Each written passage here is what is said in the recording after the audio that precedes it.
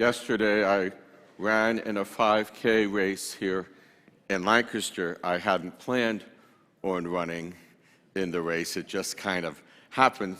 I hadn't run since April 1st, so I wasn't sure what was going to happen, but I thought, 3 miles, I can do it. Not a big deal. And I got through it, but I'm a little sore today, feeling the steps as I'm coming up and down.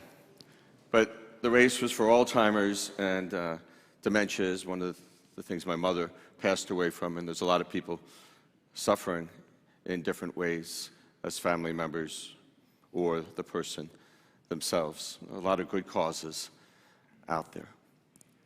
So when you run a race, they give you a little number. And this particular race, there was a different phrase on each number. The phrase that was on mine: winning doesn't always mean getting first place. It means getting the best out of yourself. Now, you might be sitting here saying, no, winning means getting first place. That's what winning means. And we know we can get in trouble because everyone wants everybody to win. But if we stop and think about that, it means getting the best out of yourself. How do we get the best out of ourselves? We can challenge ourselves each day to live our lives in a way that we're not just kind of hanging out. We're trying to do the things that we're able to do. But sometimes we can push ourselves too hard and go too fast and do too much. Sometimes we can slack off a little. Another person that was running, his bib said, at the beginning of each race, do not be an idiot and run too fast. And at the end, don't be a wimp. Pacing ourselves. I remember a race where I did go way too fast at the beginning, and it was ugly at the end. Pacing ourselves, recognizing that each day we need to have balance. How do we pace ourselves? Well, one of the greatest ways we pace ourselves is by allowing God to be a greater part of each and every day. I say that all the time. The more we allow God to be a part, the more balance we're going to have. There's so many times we spend so much time doing all these different things, and we have no energy left for the things that truly matter. How do we pace ourselves? Do we have balance in our lives? Do we have balance between work and family and rest? My friends, the Lord Jesus Christ came into this world to give us life. And He wants us to enjoy this life. But He wants us to enjoy this life, allowing Him to walk with us and be a part of everything that we do. And the best way to pace ourselves is to allow Him to walk with us. First reading from Exodus, it said, you shall not wrong any widow or orphan. If you lend money, do not act like an extortioner. And it goes on in Exodus to talk about the things that we should do. In that reading, it basically speaks about how do we treat others. And the way we get to a point where we treat others with the respect needed is how we balance ourselves. And if I get so caught up in work and running,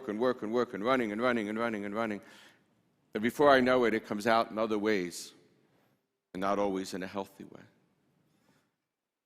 And the ways we might speak to other people and the ways we might act with other people.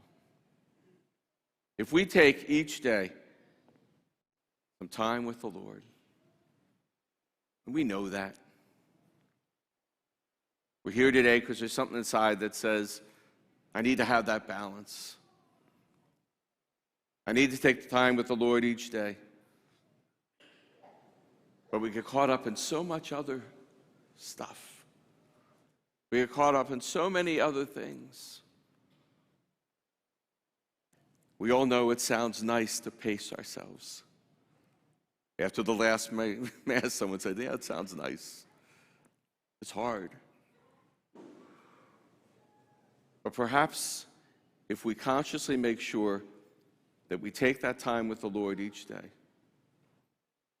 then we've got a much better chance of pacing ourselves and having balance. The Psalm said, I love you, Lord, my strength, my rock, my fortress, my deliverer. Where do we get our strength? Do we get our strength from the Lord, or do we get our strength from other things? Do we turn to the Lord for strength in our lives, or do we turn to other things that ultimately will not last? My rock. How often do we hear that? The Lord wants to be our rock. It's a great image. Each day I hold on to the Lord, my rock. We started our day saying, Lord, be my rock today. Let me hold on to you today. Give me the grace to know when to work and when to pause, when to move forward and when to rest. We all can lose just a little more time to just be. You know, when you're running a race, you got to find that pace. Luckily, I was able to do that. I found a pace and I finished the race.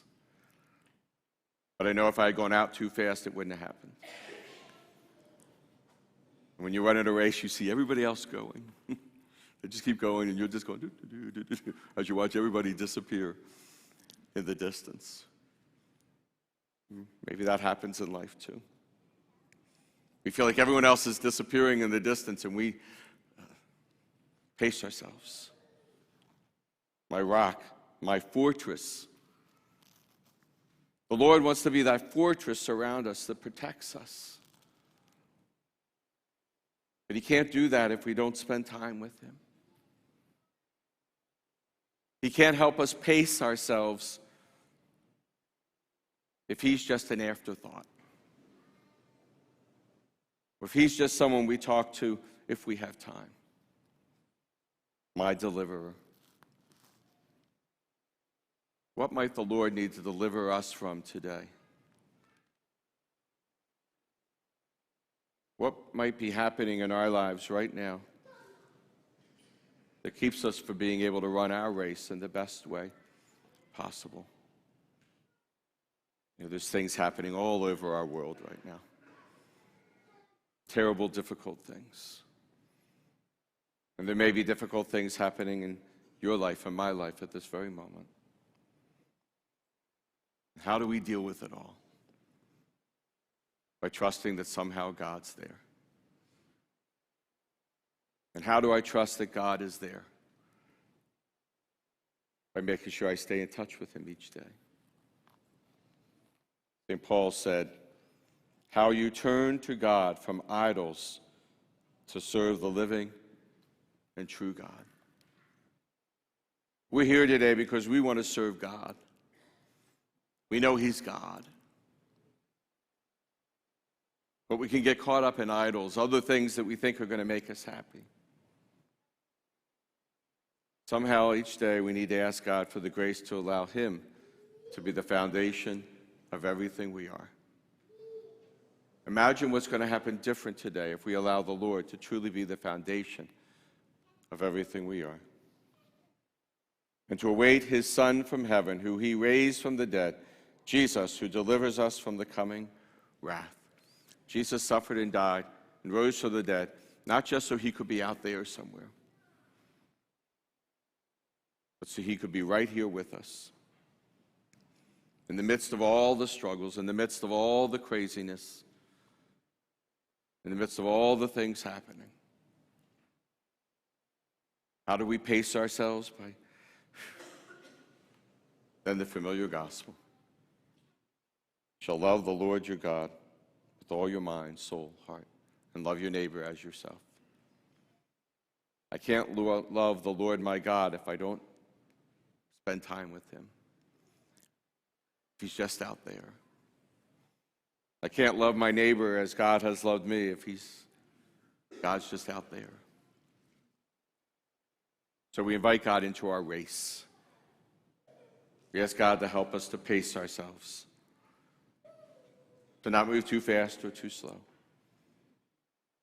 We ask God to help us to be the best we can be, not the best anybody else can be. When we truly allow the Lord to be the foundation of everything, then we will be able to have that balance in our lives. Because we'll listen. And we'll hear him say, slow down, speed up. Do this, don't do that. My friends, this day, the Lord wants to be a part of every moment, and then tomorrow, and then the next day. We simply have to choose. We simply have to choose to allow him.